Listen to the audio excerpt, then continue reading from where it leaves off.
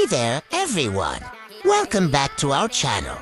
Today, we're excited to share our journey with you as we embark on our BT training course and the challenges we faced to obtain our important documents. So here we are on day one of our BT training course, and we're thrilled to have you join us on this journey.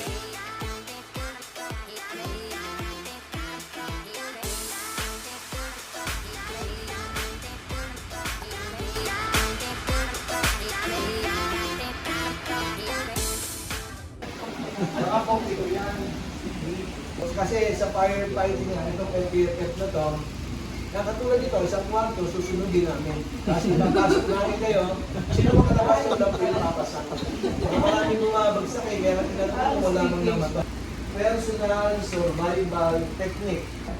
Lumubog ang barko, di ba? Malulunod ka agad. Ay, di ba naman? Sino yung di malulunod dito? Okay, may yan.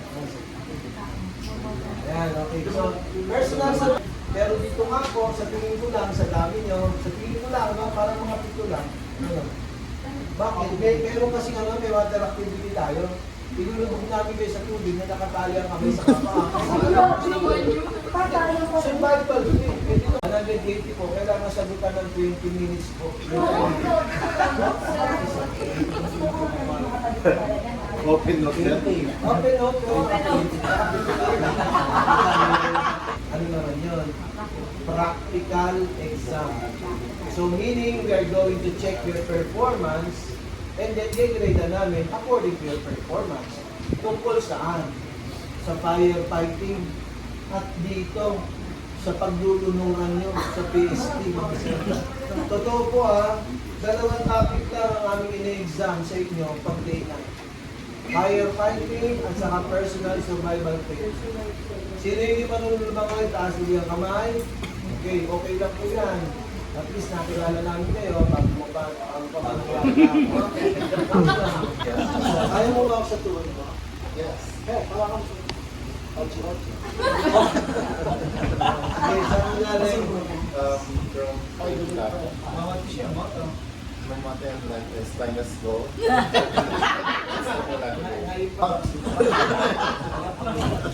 Pinapalagpas. Bakit? Bago yung mga ibang naarkila namin, may mga pangalan po. Kaya pag nakita nga mga enforcer, hindi agad pinapalagpas. Gano'n. Ginaganon. Swerte nyo lang, pag kayo, sumobra kayo. Hindi kayo madadali. Sa gilid ng van, makikita nyo po, makikita sa day 9. Sa gilid ng van, ang laan ng pangalan, nakalagay doon, St. Peter's. Ang ako lang po na observation po ng aming mga katulad ko, ng mga assessor instructor din, puro magagaling sa ba. Kaya sana nga po mag-practice. Lunchtime, and this is our day 2. Nakalagay dyan, yan po. Merong evaluator ngayon, sir.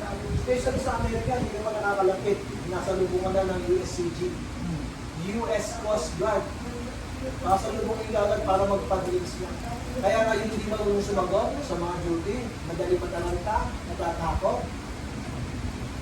Sabihin mo sa kasama mo maglalabas ng kabila niya. Dadala nila natin pagkain. Bakit? Para hindi lang matanong. Pagka nakadikit sa pier, may ISM inspection. Sabi mo lumabas, mamaya ng gabi mo rin. Para hindi lang matanong. Kaya yung ISM, dito kinukuha, in-extract ng mga company. Signal. Sir, sa barko, makikipag-usap kayo. Dati, di ba, kung malilis tayo, kung nakakita ka ng puti, ano tawag mo? Amerikano. Dahil lahat hindi lahat. Makakasama ni Rudo, mga sir.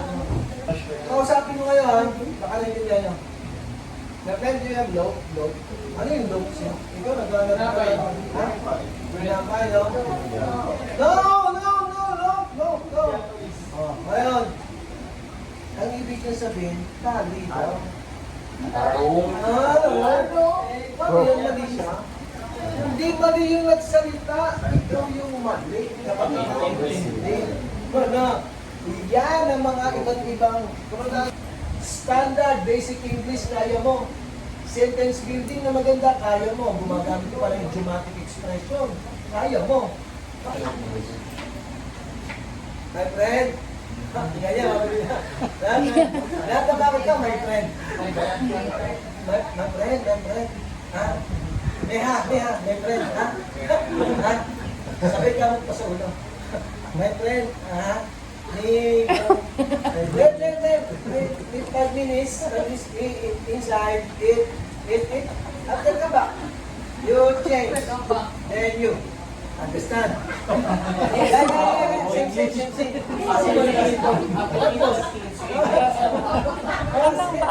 Same, ma'am. Naintindihan? Naintindihan. Kaya nga huwag kayong mahihiya, hindi kasi may mag-English. Pero isa ang katangian natin pagiging Pilipino. Yan, sir. Yung iba kasi natatakot eh.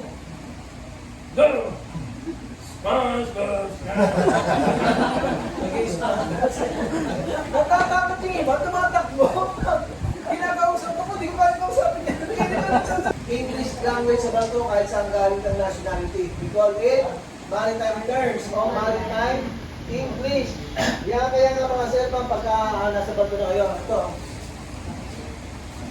Pagka-agency nyo, nakita madami sa... Day 3 was quite challenging, but we're determined to push through. And when we finally got our documents, it was a tough process. We had to travel from Rizal to Bangaban, Bangaban to Palayan City, and Palayan City to Cabanatuan City. It was definitely a difficult journey, but we're so proud of what we've accomplished.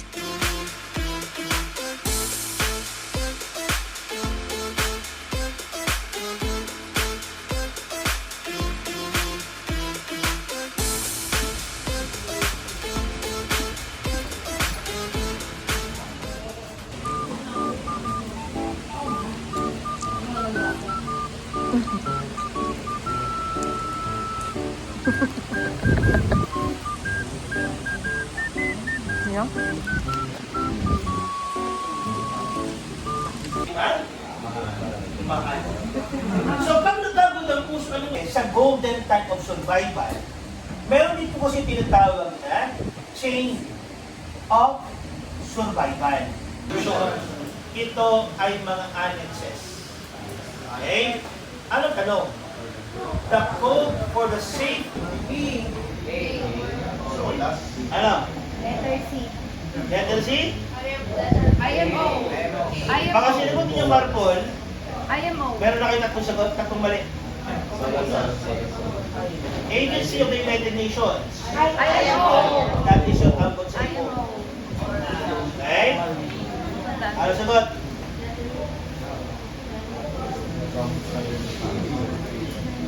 Pag nagkamali pa ulit, ewan ko. Solas. No! Marvin. Hindi, naka-assign ng training certificate. Hoy, STCW yan. Ay, ba? Kapalo ka pa. Yung study of the training. Ay, ba? Keywords lang yung mga Ay, lahat po lang ng exam, keywords lang ang inyong hanapin. Same thing with elementary first aid. Keywords lang din ang inyong hanapin. Ang tanong dito, anong tawag natin sa condition pag sinabi natin the system, the circulatory or the respiratory system? The respiratory. So since ang absent is the respiratory system, which is the breathing, ano sa epiglottis? But when we do the head tilt, saan po ay mag-perform? Okay? Magsisimula kayo sa pagsabi ng the scene is safe. Lapit. Pag lumuhod kayo sa biktima, you have to make sure na yung shoulder ay between na ng inyong legs. Okay? Then, check for responsiveness. Hey, are you okay? Hey, are you okay? The victim is unresponsive. Now check for the victim's breathing. The victim is breathless. Breathe. This is Arman. I found a person here at cabin 1007. The victim is unconscious and not breathing. Please send medical assistance. Check for pulse. 1001, 1002, 1003, 1004, 1005, 1006.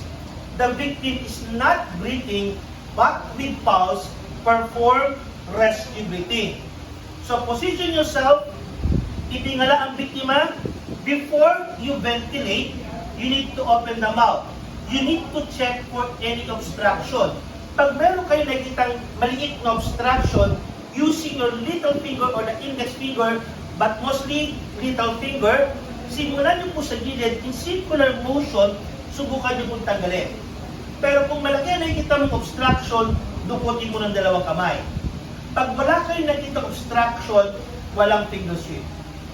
The mouth is clear. Pinch the nose, and then you blow. Hindi umangat, air bounces back. Ang gagawin nyo muna, i-relate position, tapos i-relate. Baka kasi mamaya, kulang lang yung pag-tilt ninyo. Okay? Pinch, blow. Pumasok. 1, 1,000, 2, 1,000, 3, 1,001. 1, 1,000, 2, 1,003, 1,002. 1, 1,002, 1,003, 1,003. 1, 1,002, 1,003, 1,004. 1, 1,002, 1,003, 1,005. Ilang cycle? 24. Pinch blow? 1, 1,002, 1,003, 1,024. Pinch blow. Check for pulse. 1,001, 1,002, 1,003, 1,004, 1,005, 1,006. Check for victim breathing.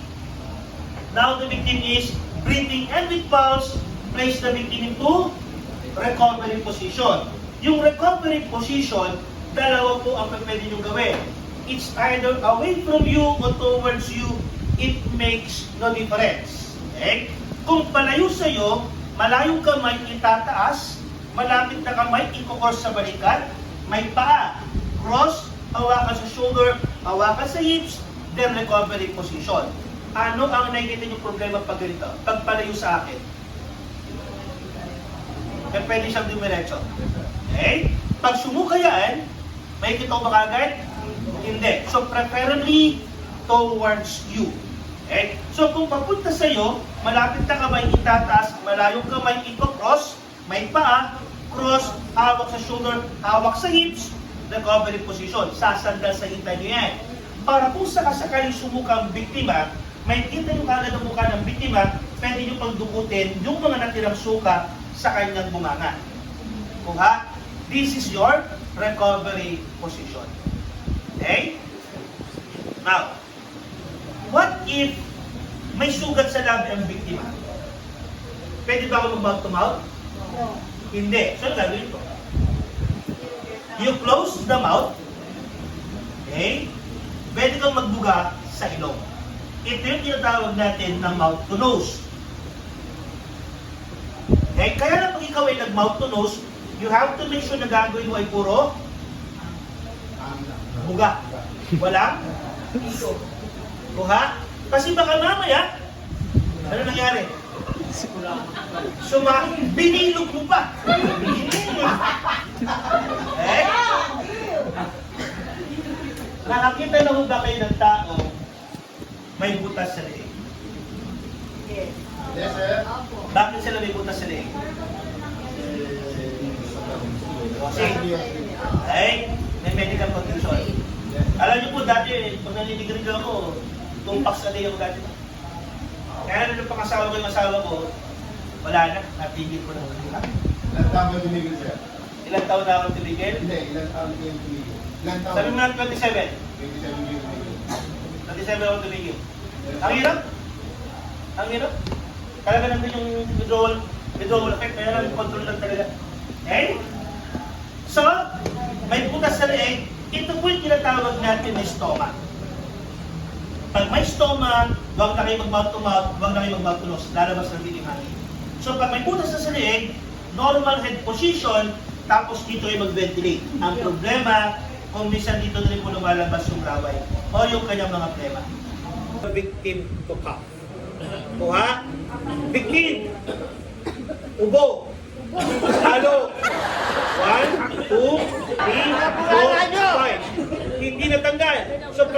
Hanggang Ano sir, ako lang ka? wala ka. Pwede kayo. Saan ba itong pacemaker na ito? Yung kung puso And when we finally get on the Jeep, it'll be a whole new adventure. Now on day 4, we're facing even more challenges. But we're excited to receive our Siemens book.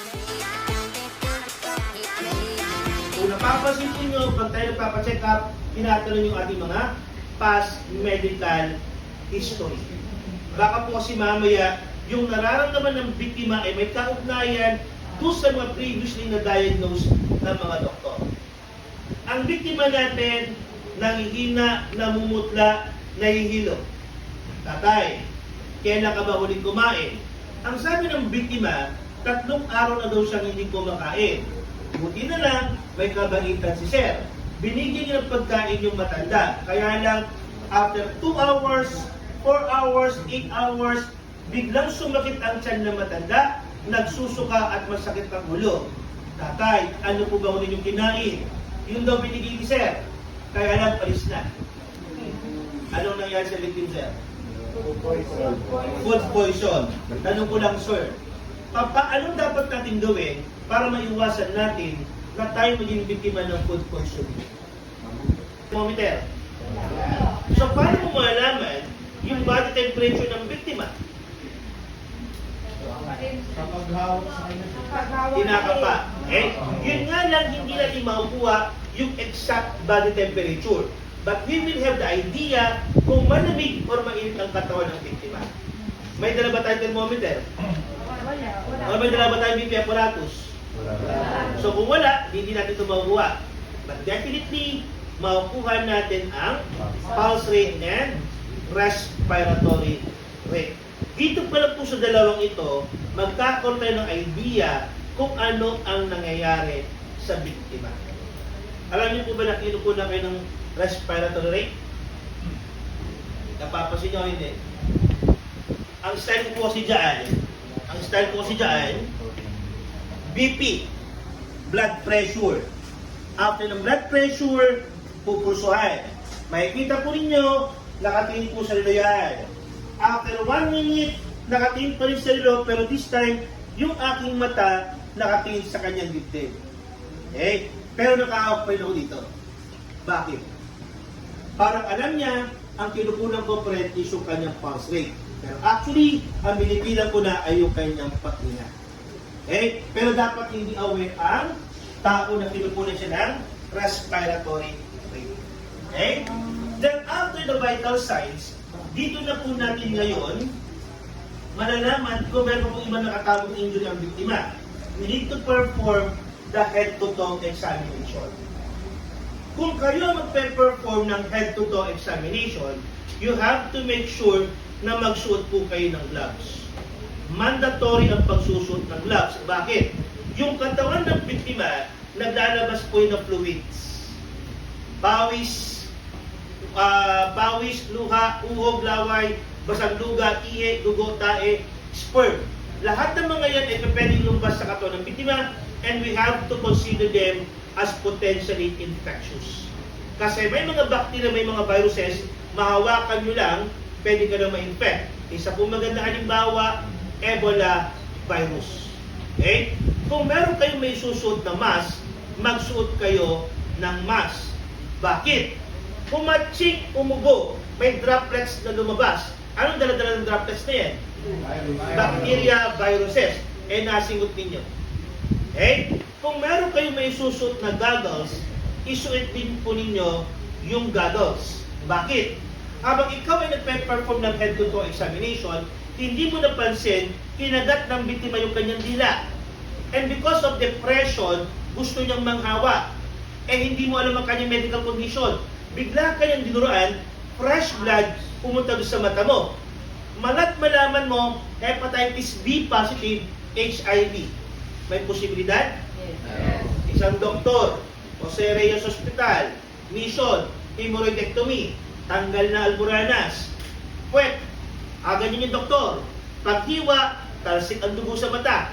Nalaman nila, HIV positive. Promise, aray talaga yun. Ang nangyari sa doktor na yun, sinuspend muna ng 1 buwan, Habang siya nakasuspendi ng isang buwan, nasa bundok. Nagmuni-muni. Isipin mo naman, doktor ka tapos simulan lang, pwede ka nang maawa. Pero nagpa-check up po sa San Lazaro, binigyan naman siya ng clearance. Okay? So kung kayo magpe-perform ng head-to-toe examination, as much as possible, you need to wear the 3 basic personal protective equipment. Mandatory ang pagsusuot ng gloves. Ano tinitingnan dito sa mata? Yung kanilang pupil. Kung constricted, dilated, or unequal. Okay? Kung mapapansin po ninyo, pag ang isang pasyente din na sa ospital at wala siyang malay tao, titignan po yung mata at kung mapapansin po ninyo, pinapadaanan ng penlight. Tama? Halimbawa po lamang, ito yung normal size ng pupil. Halimbawa lang. Pag pinadaanan nyo na ng penlight yan, ang magiging action ng pupil, liliit. Yung letter A, constricted. Habang lumalayo yung liwanag, babalik na sa dating size, yung may bilog. So kung reactive pa ang pupil sa ilaw, ibig po sabihin noon, may brain activity pa ang biktima, buhay pa ang victim. Possibly, comatose lang ang biktima. Okay? Ito pong letter A, ito po ang tinatawag natin na constricted pupil. Okay? Ano kayo signify? It signifies poisoning. Okay? Sir. Sir naka-black. Sir. Tama. Ano sinisignify ng unequal pupil? It signifies head injury. Boxing, MMA, taekwondo, kahit po tayo. Pag tayo na yung pagsuntukan, anong una natin tinatamaan? Buka. Bakit? Para madaling mahilo. Para madaling mahilo. Tama? Lucky punch, knock out. Okay? Nakikita niyo po yung fluid sa loob? Tama ba, Sen? Okay? Ano nangyari sa fluid? Gumagalaw. Isipin po ninyo, yung fluid na yan po yung utak natin. Okay? Kung ang ulo ng tao repeatedly nasusuntok, naka-float lang po kasi utak natin eh. So pwede pong maalog yan. Kung repeatedly malakas ang pagkakasuntok, may posibilidad na yung utak ay bumanggal doon sa bungo at pwede po siyang magasgasan. Okay? Kaya nga hindi advisable na binabatukan din yung mga bata. At mas lalong hindi advisable na yung bata ay, ang kit-kit-kit mo! Aalugin mo yung ulo. Okay? Ala, bakit kayo naging ganyan yung batang yan? Siguro nasa lahi ng mga magulang. Wala sa lahi nila. Hindi mo lang maalala anong bata yung baby pa yung bata na yan, inalog mo yung kanyang ulo na kung saan naalog yung kanyang utak. Kaya po hindi advisable.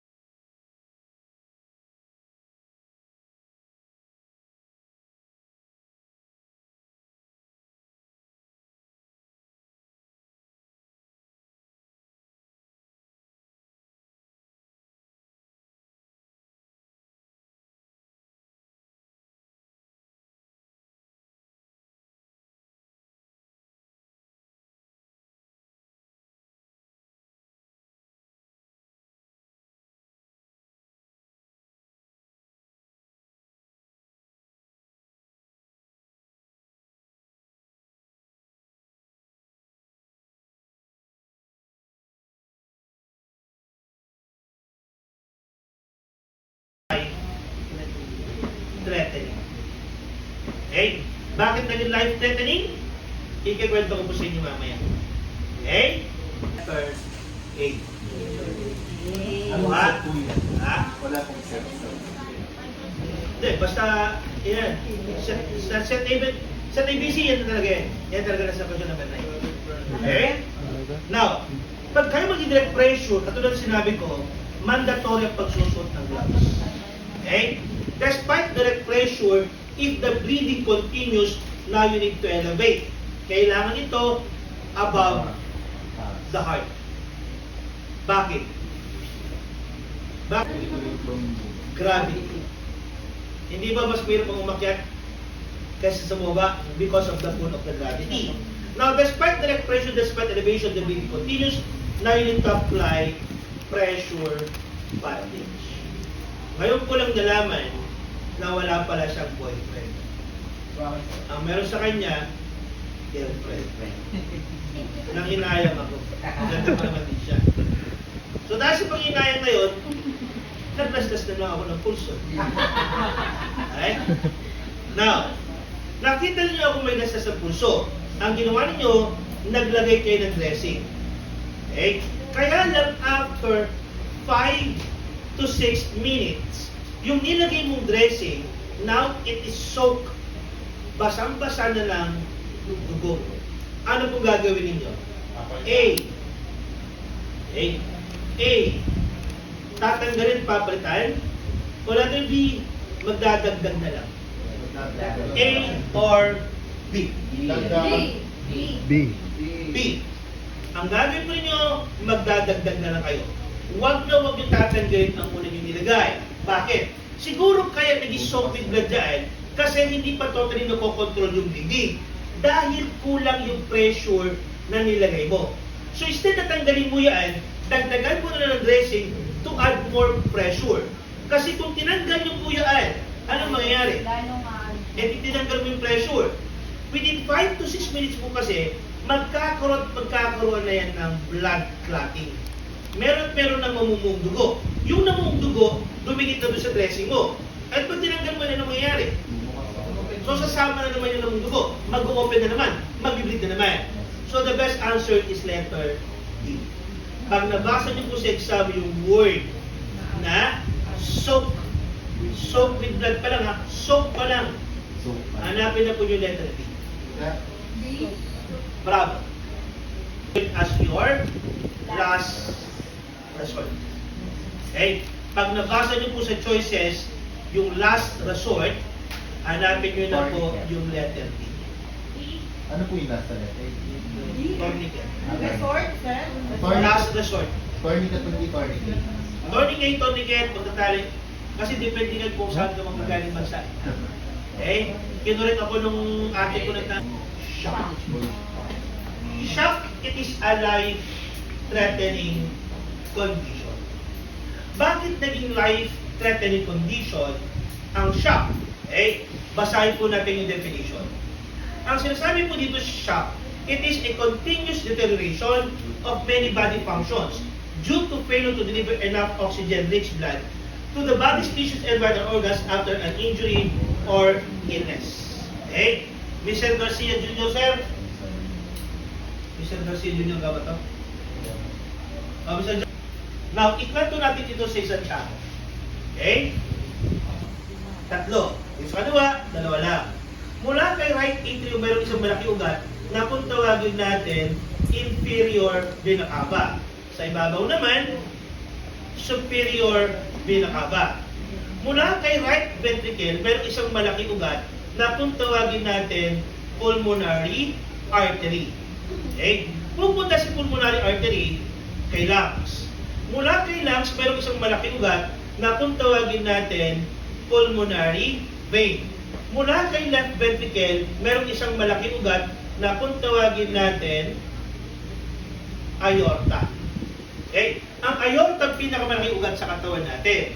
So pag yung mga dugo sa katawan natin ay nagamit na yung oxygen mula sa yung talampakan hanggang sa yung pusod, babalik sila dadaan kay inferior vena cava, mula sa utak naman loob kay superior vena cava. Ang dala-dala nito, carbon dioxide.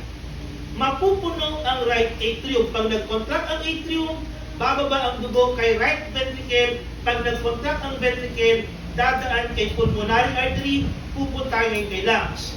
Hihiwalay si carbon dioxide. Para yung oxygen na na-inhale mo, ay makakasama na ngayon yan sa dugo.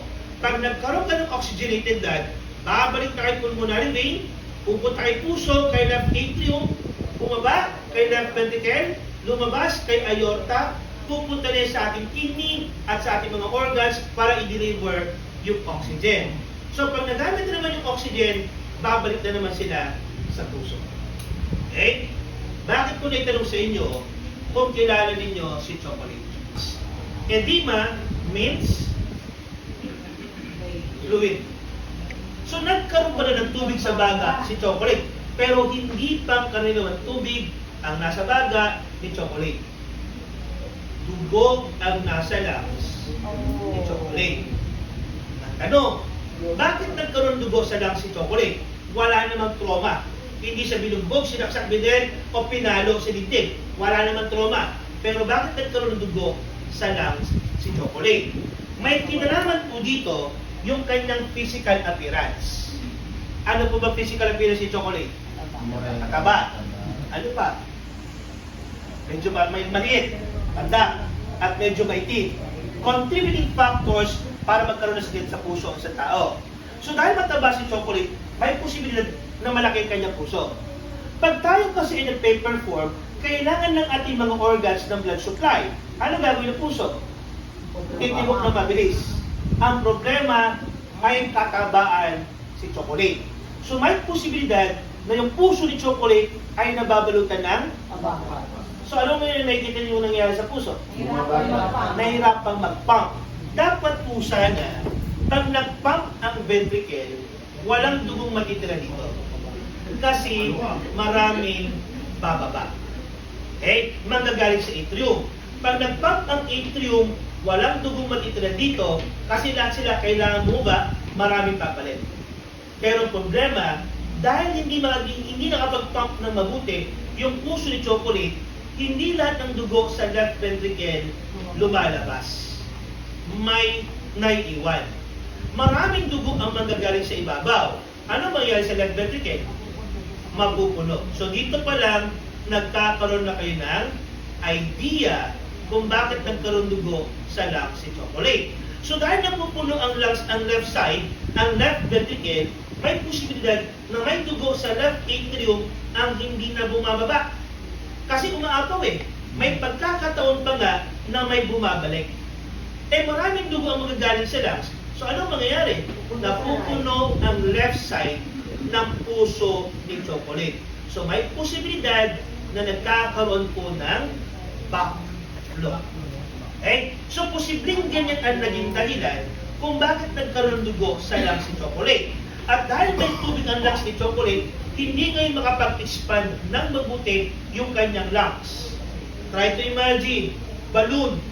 Lagyan nyo ng tubig yung balloon. Kahit kailangan. Cardiogenic shock. Okay? Ang tawag po dyan is cardiogenic shock. Okay? Now, sa head-to-toe examination, pag mayroon kayo nakitang bleeding, you need to stop. You need to prioritize to control the bleeding first. Kasi pag hindi nyo po na-control yung bleeding, it will always lead to what we call the hypovolemic shock.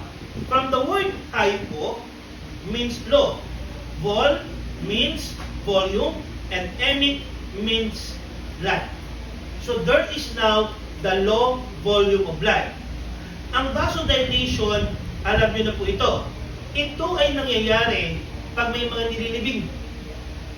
Ano nangyayari sa mga family members? O minsan, hinihimatay. Okay? Ang tawag natin doon, psychogenic shock. Okay? Ito na po yung mga hinihimatay na tao. Okay? Yan ang inyong 3 basic causes of shock. Meron pa pong iba. Meron din po tayo tinatawag na anaphylactic shock. Ang anaphylactic shock ang cause po nito, this is due to allergens. Metabolic shock, excessive loss of fluids. Now, tatandaan po ninyo, pag may excessive loss of fluids, dehydration will sets in. Ano ang epekto nito sa pag-circulate ng dugo sa katawan natin? Try to imagine,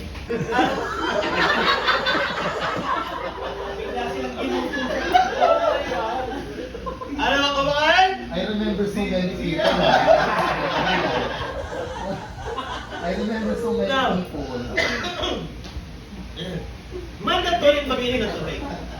Yes po. Okay? Pero Pero bakit dito apple? rin lang sa ibaba. Bakit apple? Ang apple po kasi, this is rich in calories and at the same time, toast and glucose. Mga asukal na kailangan ng katawan natin, source of energy. Anong inulam mo? Basta Karne. Karne. Ano pa? Karne. Ano pa? Karne. Ano pa? Karne. Puro lang kayo karne. Maggulay naman po kayo.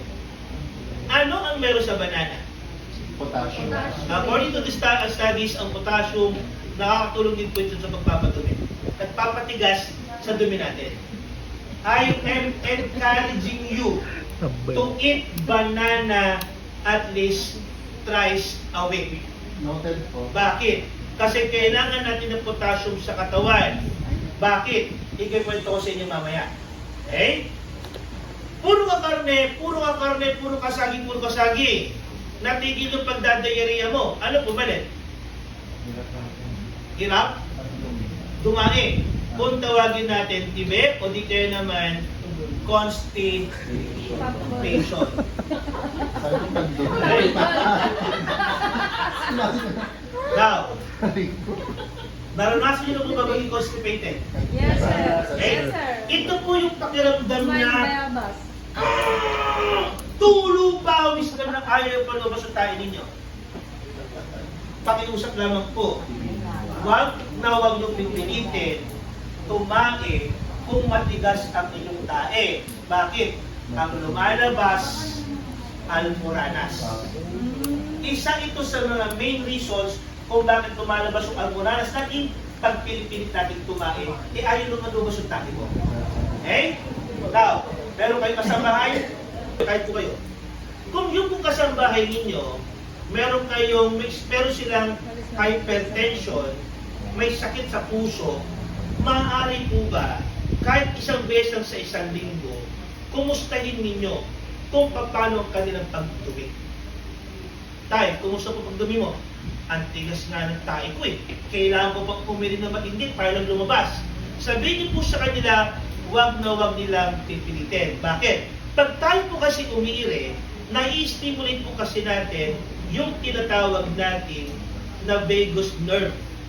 Ang isa sa mga sinusupply ng vagus nerve ay yung puso natin.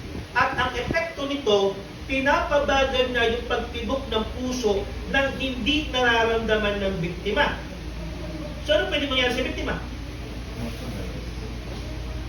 Kung napapasin po ninyo, kung hindi man po sa banyo, galing sa banyo yung inatake sa puso. Okay? Kadalasan. May possibility kasi na umirin sila ng umirin.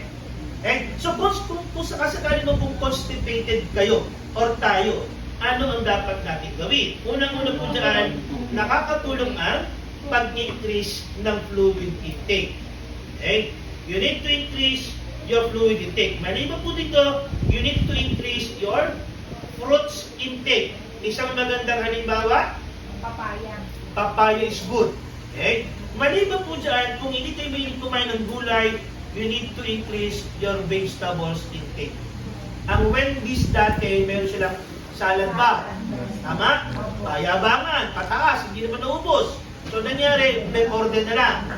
Yung mga Ilocano kasama niyo dito, pagpaluto kayo sa kanilang inabraw. Okay? Ang ipalagay ninyo, saluyot. Maganda ang saluyot sa mga constipated. Kasi ang saluyot po at ang papaya, meron po silang component na mas nagpapabilis sa galaw ng bituka. So lumalambot yung tae natin. Okay? Every Friday, I cook in a brown. Okay? Yung cook pinakbet once a month. Okay? Bakit? Ikwento ko sa inyo mamaya. Okay? So yan po yung sa constipation. It's true. Illnesses, yes. Heat stroke. Now, halimbawa po naman nag-jogging ako. So dahil nag-jogging ako, my body will produce heat. Yes. Ano ngayon ang gagawin ng katawan ko to regulate my body temperature? Tubig. Pagpapawisan ako. Tama? Ano ang lasa ng pawis? Bakit? Sa katawan po kasi natin, meron tayong tinatawag na sodium-potassium pump. Pag itong dalawang ito ay balance, nakakatulong po ito for muscle relaxation. Ito ang dahilan kung bakit ko yung ini-encourage na kumain ng saging because of the potassium. It helps for muscle relaxation. Maliban doon, ang potassium din ay nakakatulong din ito to regulate the sodium. Ito ang concern. Pag masyadong mataas ang iyong sodium content, pwedeng ma-retain yung tubig sa katawan mo. Na kung saan, pwede ka rin magkaroon ng hypertension. Kaya hindi rin maganda na maraming tubig sa katawan. Okay? Pero bakit nagiging maalat yung pawis natin? Pag lumalabas kasi yung tubig sa katawan natin, sumasama si sodium. Kaya nagiging maalat yung pawis natin. Ano ba kung pwedeng mangyari kung sakasakali lang na mababa yung potassium level mo or mataas ang iyong potassium level? Ano ang epekto nito? Pwede kang maka-experience ng tinatawag natin na muscle weakness. Pwede kang maka-experience ng muscle twitching. Paano yung muscle twitching? Na-experience nyo na po ito? Kadalasan sa mata. Yung nag-twitch. Yung po yung muscle twitching. Possibly not because of the natin, malamig-lamig at mamasa-masa. Okay? Hanggat maaari, dito pa lang po sa compensatory, meron na tayong gawin. Huwag na natin magpabutin sa progressive. Kasi pag umabot na po ng progressive, mahirapan na tayong tulungan ng biktima. So ano ngayon ang dapat natin gawin para matulungan natin ang biktima? Unang-una po dyan, you need to identify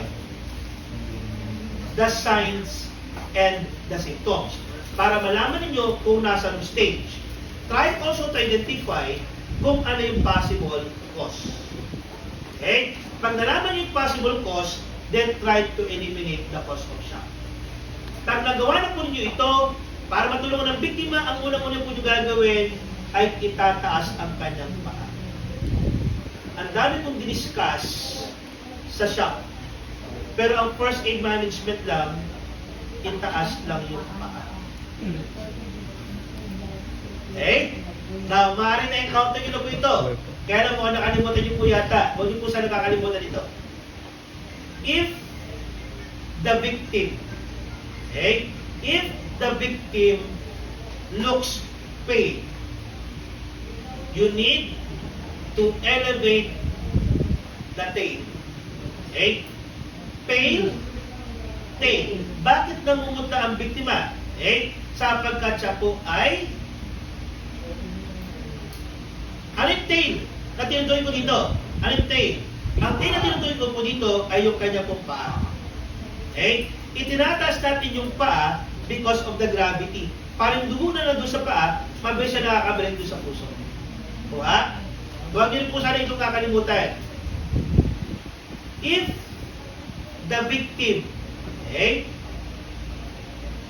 looks red, you need to elevate the head. Red head. Bakit po siya namumula? Sapagkat siya po ay nahirapang huminga. So para makapag-expand ng mabuti yung lungs ng biktima, nilalagay natin sa long sitting position. Kaya lang may mga taong gifted. Ano yung kanilang gift? Masandan lang, natumba. Nalaglag sa kama. Nabagok. So for safety reasons, for safety purposes, nilalagay natin ang biktima sa tinatawag natin na semi-sitting position. Kuha. Recovery position will also help.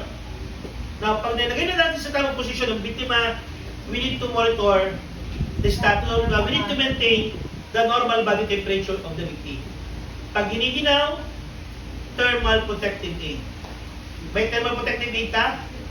Wala. Extra damit. May extra damit ka? Meron. Wala. Yakapin mo biktima. Yan! Kung yayagapin yung biktima, kung yayagapin nyo ang isang tao, regardless of the gender preference, lalaki, babae, bakla, tomboy, transgender, or trans ano pa man yan, always ask If it's okay. permission first. Diba? Yes, sir. Ma'am, Si Mahal. pwede ba tayo? Now,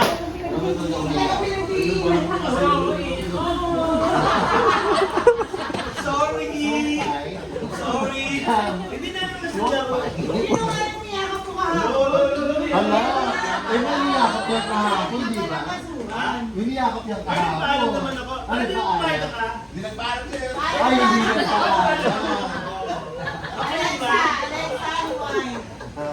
Now,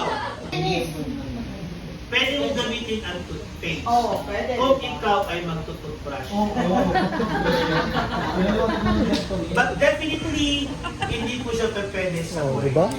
Okay? Now, makulit.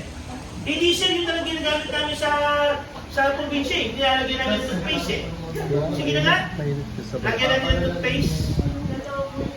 Now, ano ang pakiramdam pag ikaw ay napasok? Mainit. Mainit, masakit, makirap-rapdi. Tama? Pag tinakpan natin ng toothpaste, anong mangyayari sa init? Mas lalo.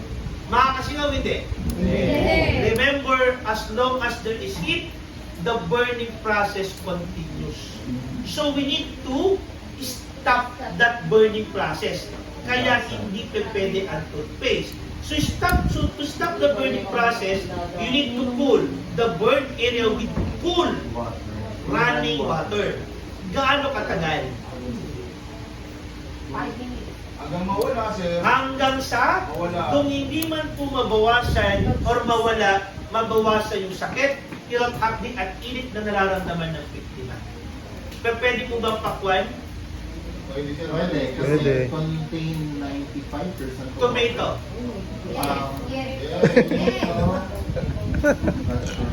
Potato. Yes. Bakit pag ano, di ba napasok ka, kasi nananong siya ng water, tapos lumulubos siya, nagkakaroon siya ng water sa loob eh. Nagkakaroon sa tubig? Oo. Sumukaan.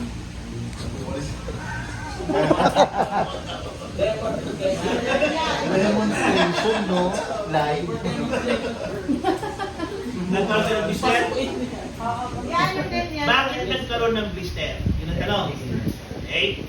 Kasi po, sa second degree burn kasi, kasama na naapektuhan yung dermis. Okay? Second degree burn talaga yun. Okay? Now, dito po sa dermis, ito po kasi yung tinatawag natin na sweat glands. So, nandito yung production ng pawis natin. Okay? So, ibig sabihin, dito sa sweat glands, may tubig po ito. Okay? Malapit lang yung sweat glands doon sa dermis. So, yung tubig na nandito sa sweat glands, lalabas po ngayon niya kaya nagkakaroon ng tubig dito. Not because binasa ko, but because yung sweat glands ay nagproduce ng tubig ng maraming tubig at hindi nakalabas, so naipon po sila dito. Okay? At hindi po ito basta-basta pinapaputok ha. Okay? Hindi yan basta-basta pinapaputok. Yung iba, kalulad. You have to remember, as long as na-intact yung ating external skin, we have a closed wound. May iwasan natin yung infection. Eh kung pinutok mo to, ano mangyayari? Open wound ka na. Prone to infection? Yes. Pero kung sakasakali lang po na pumutok ito, pumutok yan, ano gagawin ninyo? You need to wash with running water. kumuha kayo ng malinis na tela at dahan-dahan po ninyo ang pupuspusin. Okay? Wag naman yung ganun. Dahan-dahan lang. Anong pinukuskus mo dito? Anong tinatanggal mo? Yung pong mga langib na nandito. Para mas mabilis ang healing process. Okay? Now, instead na toothpaste ang ilagay mo, bakit hindi na lang ang ilagay mo is yung tinatawag natin na Flamacerium. Ito po ay burn ointment na mas maganda para sa mga paso. May kamahalan lang ito. 160 pesos ganyan na po sa kalaki. So, Ano sir? Lema? Flamacerium. Sabi mo lang burn ointment. Alam na yun. Flamacin or Flamacerium. Okay? So, pwede mo bang lettuce? Pwede hindi. Lettuce. Ito, sir. Oh. Parang pwede. Aloe vera. Pwede po. Pwede po. Aloe vera. Petroleum Pwede po. jelly. Pwede. Lahat po ng mga ito ay pwede niyong gamitin. Pang first degree lang. Pagdating na ng second degree, pagdating na po ng third degree, itong mga ito ay hindi niyo na po sila pwede gamitin. Bakit? It may cause infection. Diba? At ito naman po ngayon ang inyong chemical burn. Now, sa chemical burn po ninyo, ang unang-unang nyo pong gagawin, kunin nyo po yung container. Para saan? This is your highest. This is your highest concern and priority. Para kung malaman ninyo na mayroong isang negative sa biktima, immediately you need to perform your resuscitation. Katulad po sinabi ng video, the more we delay medical care, the lesser the chances of the victim to recover. Okay? The earlier we provide medical care, the higher the chances of the victim to recover. Once the victim's been revived, do not forget to treat the burn. Ano ititreat mong burn? Pag yan po ay electrical burn, hanapin po ninyo yung entry point. Okay? Hanapin din po ninyo yung exit wound. Ang entry point niya, balik na. Pero hindi mo exit wound yan. Okay? Kasi paano yun? Wala kami nakita ng exit wound. Pero may entry point. Kapag yan po ay electrical burn, hospital po tayo. Kaya may exit wound, kaya wala. Hospital tayo. Pagdating sa hospital, tanong ng nurse, ano po nangyari sa inyong pasyente? Pag sinabi nyo na kuryente yan, ang isa sa mga gagawin, maglalagay ng ECG led. Kailangan makita yung tracing ng puso. Halimbawa lang, ito po yung normal na pagtibok ng puso. Halimbawa lang, nung na kuryente,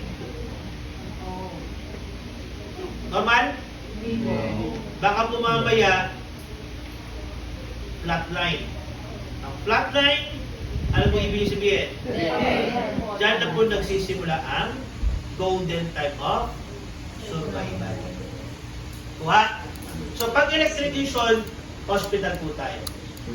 Okay? Lahat po lang upuan, pahinggilid. Okay, thank you for watching. This is our day for and stay tuned for our next video.